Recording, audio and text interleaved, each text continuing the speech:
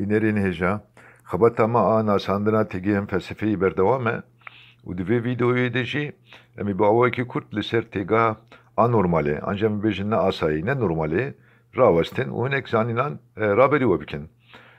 Yek rewşa reşaşeya ji anormal, rewşa cudabûna ji normal e dido di analîzên îstatîkî de ji rêderketina çendanî û rewşa cudabûna ji tevgerên normal yên ku hatine pejirandin a şexsa ye.